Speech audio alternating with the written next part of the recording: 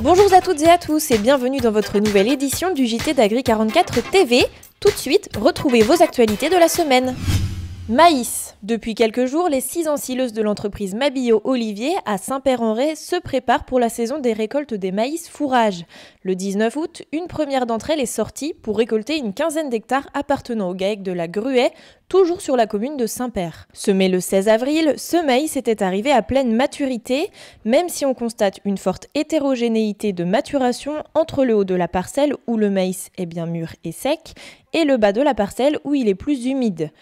Hétérogénéité dans les rendements aussi, le maïs plus sec a aussi moins poussé. Au final, sur cette parcelle, la récolte devrait être au moins 2 fois inférieure à celle de l'an dernier, qui était, certes, exceptionnelle.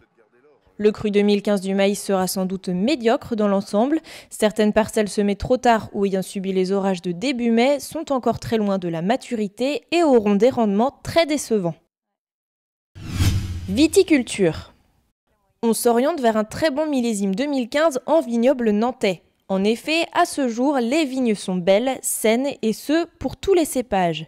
Si, comme les autres plantes, les vignes subissent la sécheresse, elles la supportent mieux, d'autant plus lorsqu'elles sont bien enracinées dans le sol.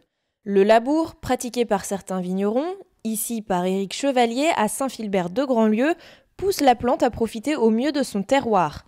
Toutefois, les vignerons ne seront pleinement rassurés que lorsque leurs précieuses baies seront dans leur pressoir. Un orage avec de la grêle n'est jamais impossible à la fin du mois d'août. Portrait. Éleveuse de vaches laitières à Bouvron, administratrice de JA44 et présidente de la fête de l'agriculture de Loire-Atlantique, Sandra Guillot a un agenda bien rempli. Depuis 10 mois, elle chapeaute l'organisation de la fête et bien sûr les équipes. Sur le week-end, enfin la semaine de préparation et le week-end de la fête, on va être à 350 bénévoles. Et nous, au niveau du comité d'organisation, on travaille depuis la rentrée dernière, enfin depuis septembre 2014. On se réunit régulièrement et on est entre 25 et 30 personnes vraiment membres du comité d'organisation. J'essaye d'être le moins autoritaire possible. Non, mais ça se passe très bien. Et être une femme à la présidence, est-ce parfois dur à gérer ? Je trouve pas que c'est une difficulté d'être une femme spécialement. Enfin, les gars sont assez, les gars et les filles, parce qu'on a des femmes qui participent aussi au groupe, à l'organisation de la fête d'agriculture. Donc, je suis pas la seule femme. Donc non, ça implique tout le monde et ça, je pense que ça, dans d'autres groupes, dans d'autres organisations de fêtes d'agriculture, les femmes ont toujours, une place importante dans l'organisation de ce genre d'événement. La traditionnelle finale départementale des concours de labour, la mini-ferme et les courses de moissonneuses-batteuses seront bien sûr au rendez-vous, mais le thème du cirque choisi par l'équipe promet d'apporter aussi son lot de surprises. Le chapiteau principal sera un chapiteau de cirque. On aura une compagnie qui déambulera toute la journée du dimanche sur échasse, cracheur de feu, une compagnie de cirque. Il y aura une fanfare qui fera plusieurs spectacles tout au long de la journée. On a commandé des mascottes, des costumes de vaches et cochons.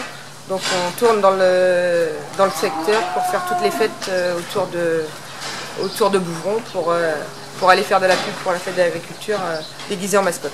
Car l'objectif de l'événement, c'est fédérer autour du métier, agriculteurs et personnes non issues du monde agricole.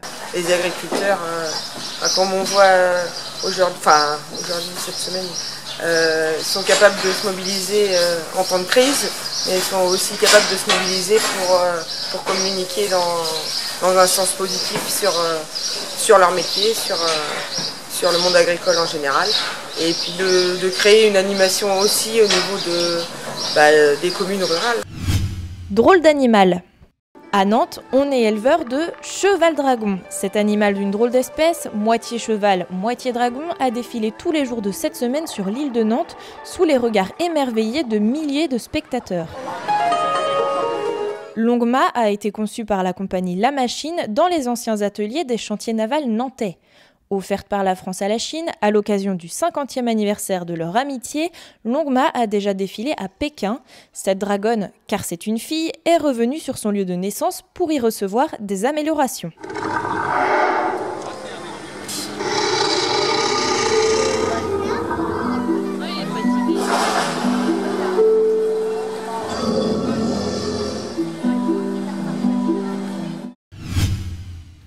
Le JT d'Agri 44 TV, c'est fini. Merci de nous avoir suivis et à la semaine prochaine.